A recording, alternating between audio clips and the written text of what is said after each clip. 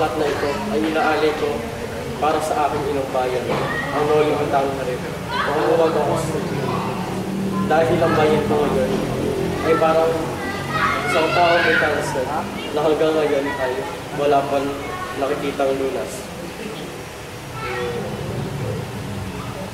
Ipapakita ang pagkatao ko dito kila Jesus na Magbaka, Piloso Potasio, at kay Elias.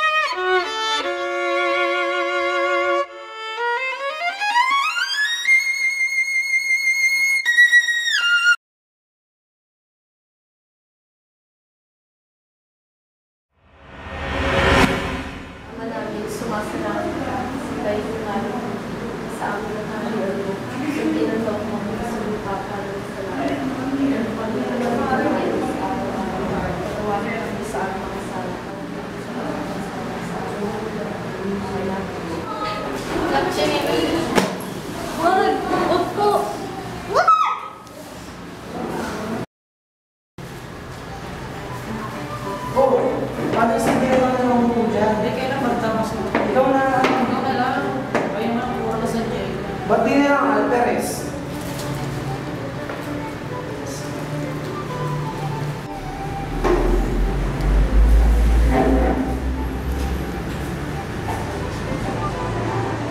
Magandang gabi sa inyong lahat.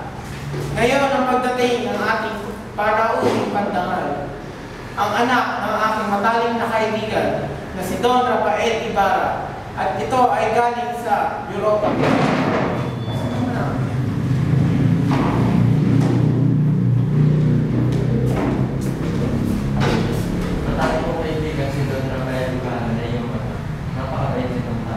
Napakaganda po ng iyong sinabi sa aking ama. Ito po ay nakakapagbaba ng damdamin na aking naranasan noong ako'y nasa Europa. Maraming salamat. Yes. Ito po ang pag-ibigay sa Europa.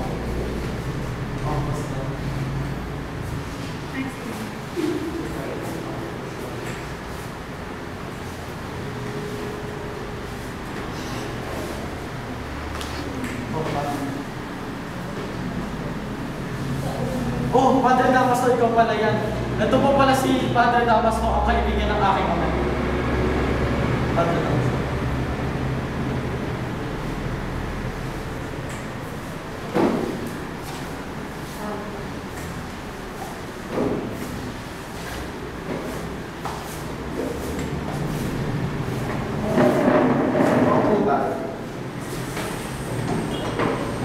Sinado, ba't hindi pa kayo nakaupo doon?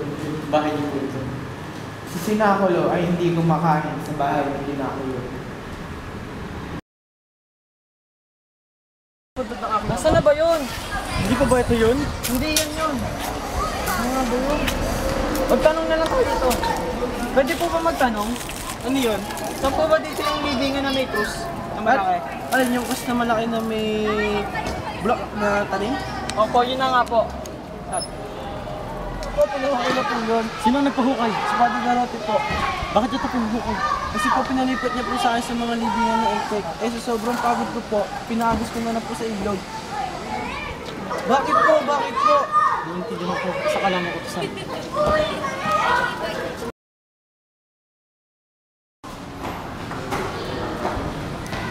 Hoy, ito!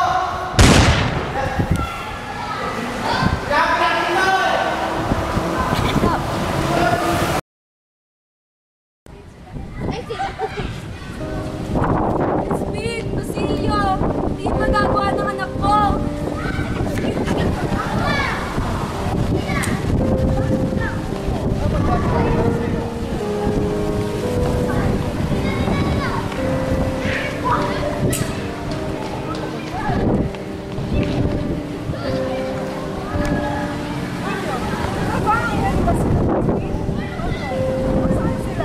Hindi ko alam. Sinungaling! Tinatago mo na sila sa bahay niyo! Alam mo, masasaktan ako! Talagang masasaktan ka kung hindi mo sila ilabas! Hindi ko alam kung nasan sila! Halugugin namin ang bahay niyo! Ako po, sasaktan ako! Talagang masasaktan ka! Halika! Sumama ka dito! Halika natin siya doon! Halika!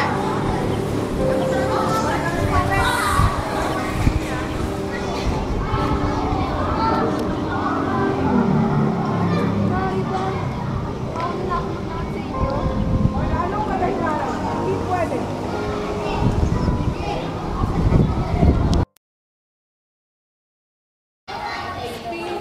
Basilio, mga anak ko! Nasaan na kayo?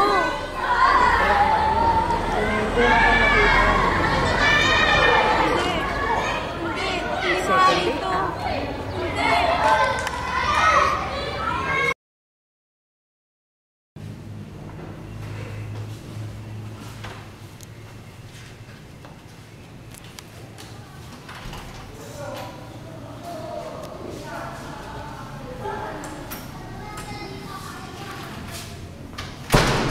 Magandang umaga po, Ginoong Piloso Potasio. Ako po si Crisostomo Ibarra, ang anak ni Rafael Ibarra. Narito po ako dahil sinabi sa akin ng ama ko noon na maganda po kayo magpayo. Kaya po may itatanong lang po ako sa inyo. Ano ba ako humingi sa inyo ng payo tungkol sa akin ipapagawang bahay pakararan? Ang mapapayo ko sa inyo ay huwag kinakuhingan pa ng payo kailanman. Dahil ang mga payo ko ay hindi nakakapos sa iyo. Ang iisipin na lang ng mga matitinong tao na nababalo ka na rin tulad ko. Pangalawa, imungkahin nyo sa kura at sa mga matataas na katungkulan sa bayan na ito ang inais ninyo. Kung sa pari lang ay huwag na. Maaari po ba ako samahan? Sige po.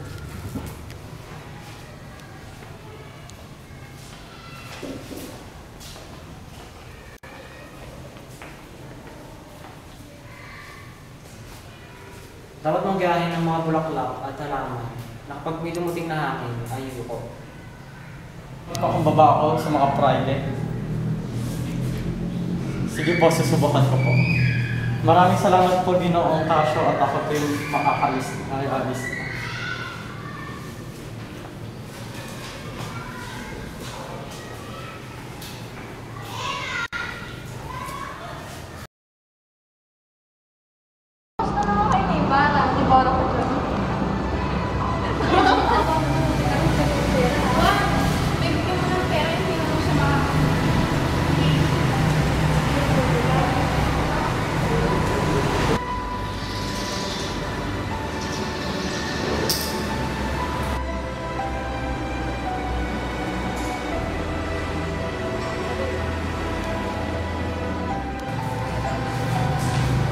Babae ni Don Filipo, umaga na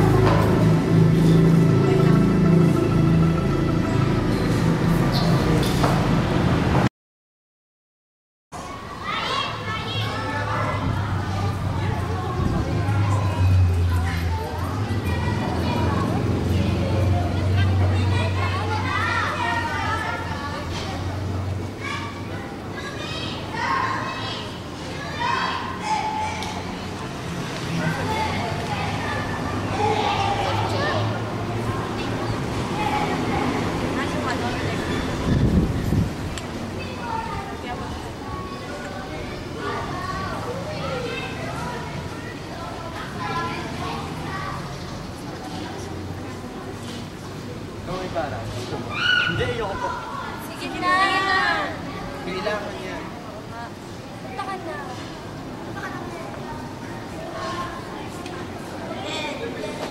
Ano nangyayari?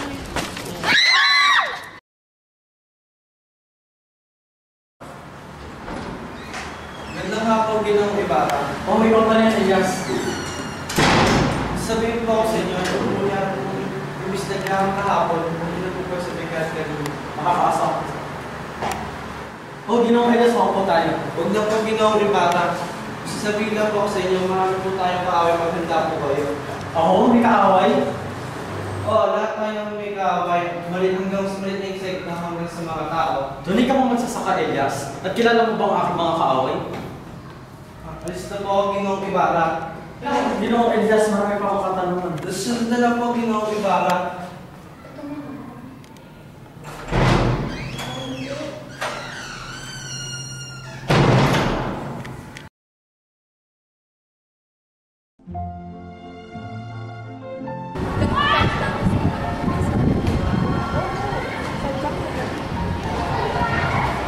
Sige, ipagpatuloy niyo na ang pag-uusap.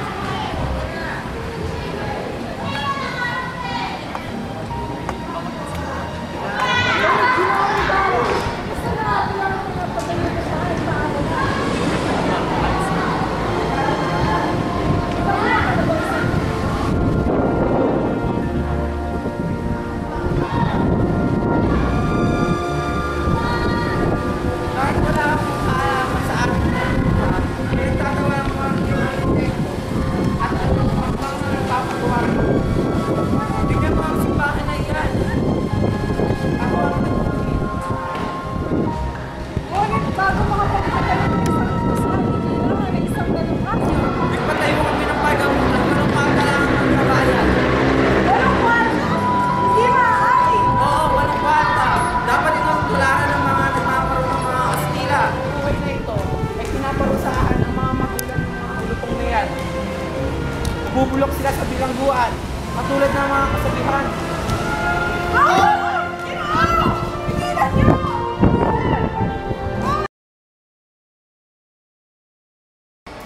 Ano ba yan? Ang pangit naman ng mga bahay ng Indio. Ang sasamang ayos.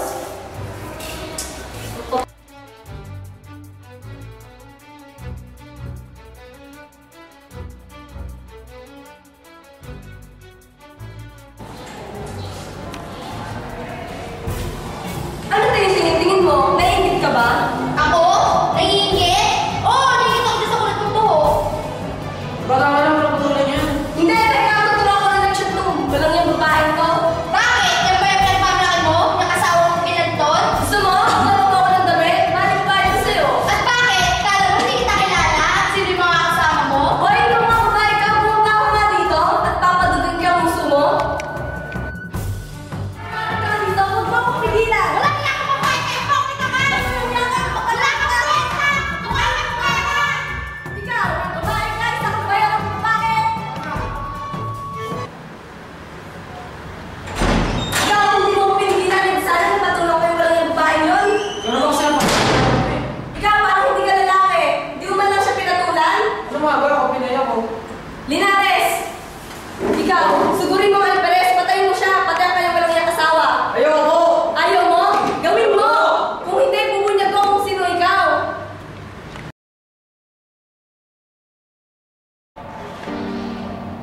Ano na pong taon na ang nakalipas ng isang nunong lalaki ang naglilingkod sa isang nangangalakal na Kastila. May asawa ito at isang anak. Napagbintangan ito na siya ang may dahilan ng malaking sunog na lubhang nakapinsala sa lugar nito noon. Ang kanyang mga ngalakal ang nagsakdal dito. Pinarusahan ito tulad ng pagpalo, paglilibot sa Maynila, hatak-hatak ng kabayo. Nang mawalan ito ng malay, saka lamang siya pinakawalan. Matapos man na matindi ang pagpaghihirap sa kanyang nuno. Samantala ang nuno kong babae ay kasalukuyang nagdadalang tao noon. Kahit nagdadalang tao ito, naglimos siya sa mga bahay-bahay upang may pagamot ang kanyang asawa. Ngunit wala man lang naawa rito dahil galit ng lahat ng tao dahil sa pag-aakalang ito ay isang manununog at taksil. Nang gumaling ang nunukong lalaki ay nagpunta ito sa kabundukan kasama ang asawa at anak. Doon ito nanganak at may karamdaman at hindi ganap na pagkatao. Namatay ang sanggol at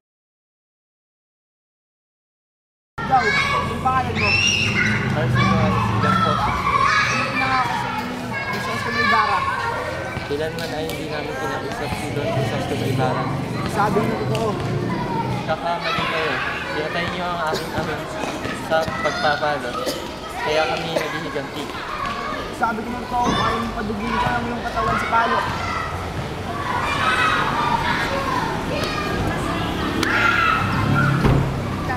Mas naswerte pa rin ako dahil hindi ko nakakatabi gabi-gabi sa kama ng iyong pangkat asawa.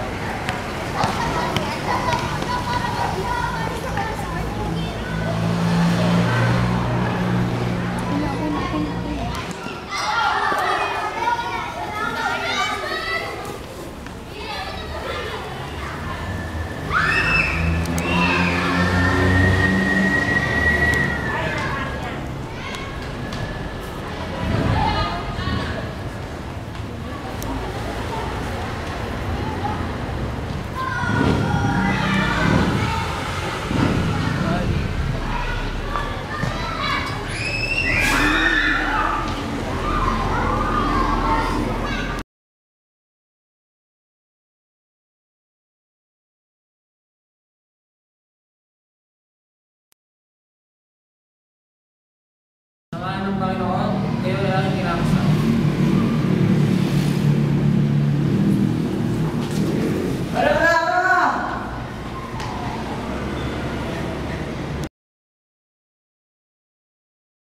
Ingatan niyo ang sarili, sisisid ako para may tapo yung mahabol sa atin.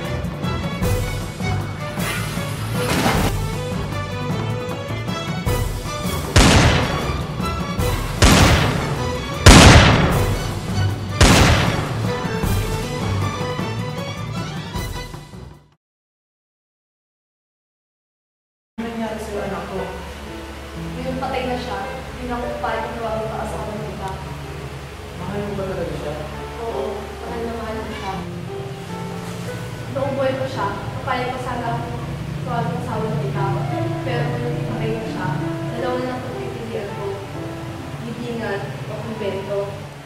Ano? Magpasok mo ako noon ha, o magpapakamatay ako. Bibig ka na lang sa iba, kahit huwag na kayo Linares, basta huwag ka lang magpapamatay. Huwag kang magmumunga, hindi mo alam ang ano nangyayari doon.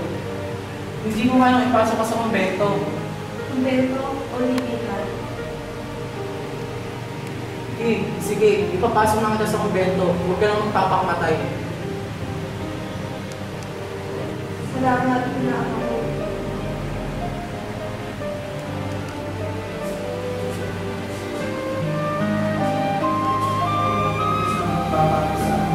Sana huwag na lang sa anak ko. Nay, gumising po kayo. Nay!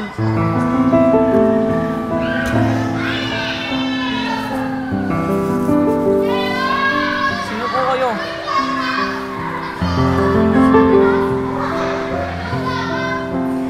Sino dito ang batay ko masama ko lang. Wala pumunta dito mamayang gabi. Pumunta ka sa puno ng palitik. Kunin mo ang kayamanan. Mag-aral ka.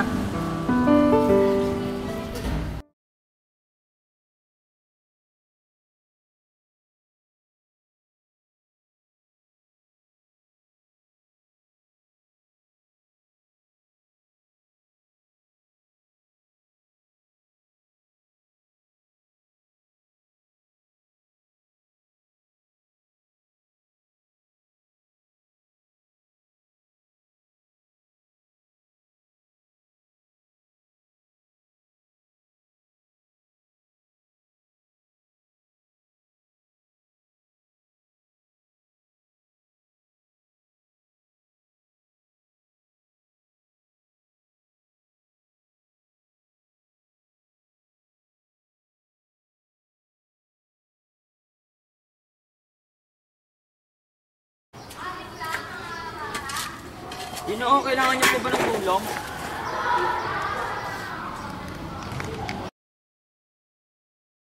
Injo, kailangan kang parusahan. Dahil namatay ang ino ng iyong kalesa. Aray, tama na po! Tama na po! Aray! Tama na.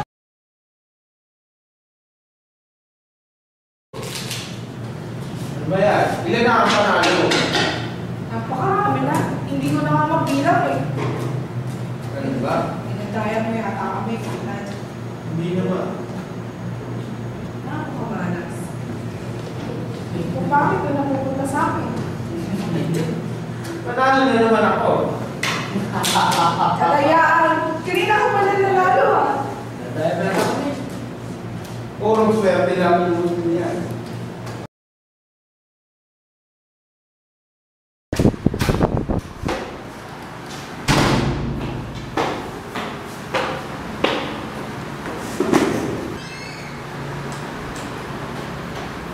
Hoy!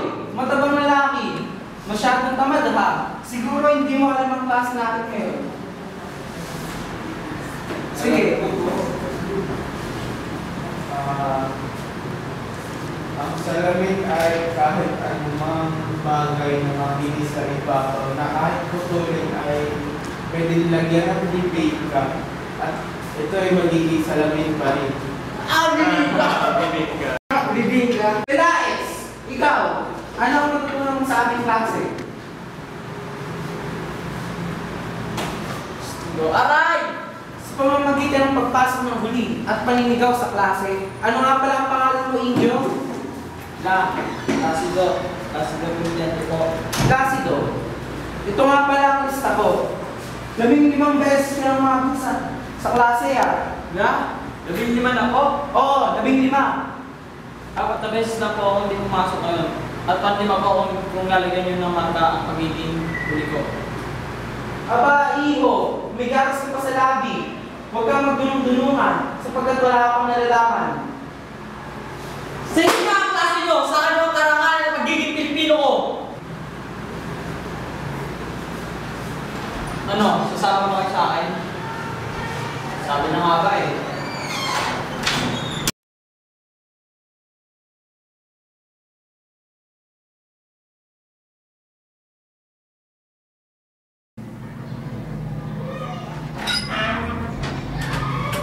Kayo po pala, Ginong Simon. Kamusta ako, Kapitan Chag? Narinig po kumakalat ang lason sa kanyang katawan. Napag-isipan mo na ba ang tinanong ko sa inyo? Ano po ba? Yung tungkol po kay Maria Clara. Oo, yun. Ano ka ba? Patay na si Maria Clara. Hindi ba siya patay? May dumating po na sulat kaninang umaga lang na namatay na po si Maria Clara. Sabi nung hindi siya patay. Hindi siya patay. Ito po ang sinasabi ko. Nagbalik ako para sa kanya, hindi siya patay. Patay na po talaga siya.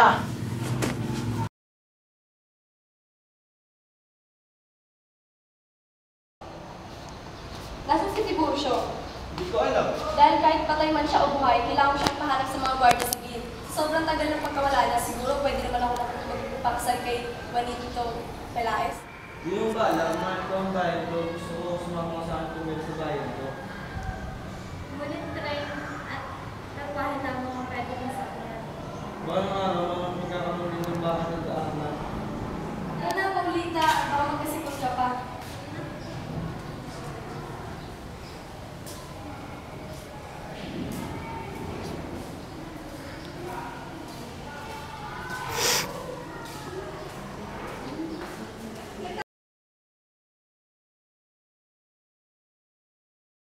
Tiago, alam mo ba marami ng kaguluhan na nangyayari ngayon?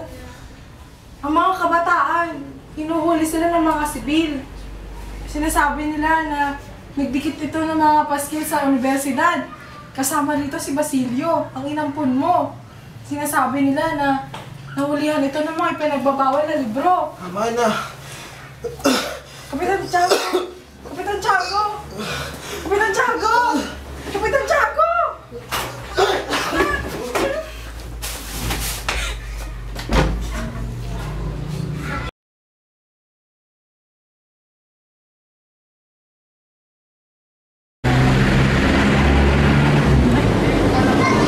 Ba't po ba nagkakagulong mga estudyante? Ano po ba nangyari?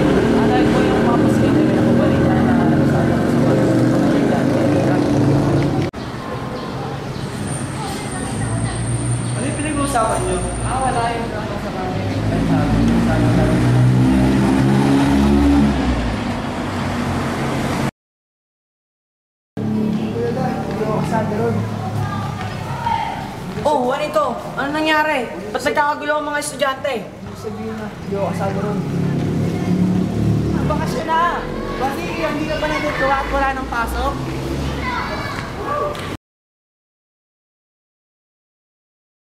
Hindi nangyari to! Ayoko na mabuhay! Ayoko na!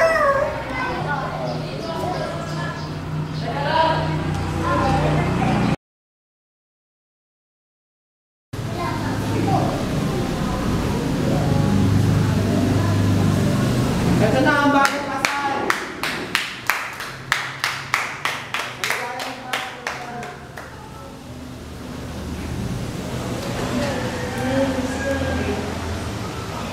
Ano itong sulat na to? Maaari bang basahin niya Padre Sila?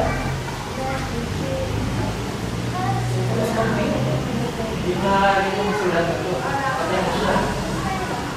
Sino siya?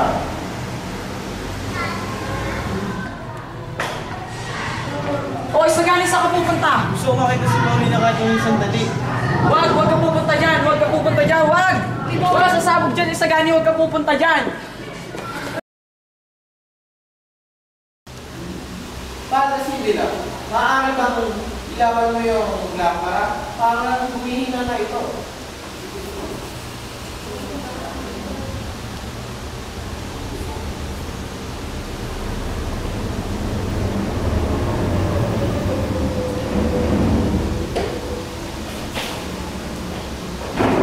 Magnanakaw!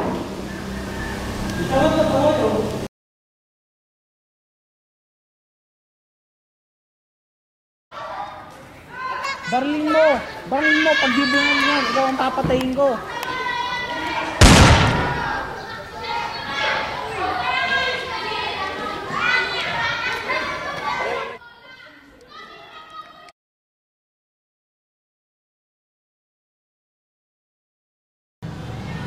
Ano nangyari sa'yo? Gusto mo pang pumatay ka sa mahuli. Padre Florentino, ako ay isa sa iyo. Ang totoong pangalan niya ay Crisostomo Ibarra. Ako ay nagbalik upang iligtas si Malacara. Ngunit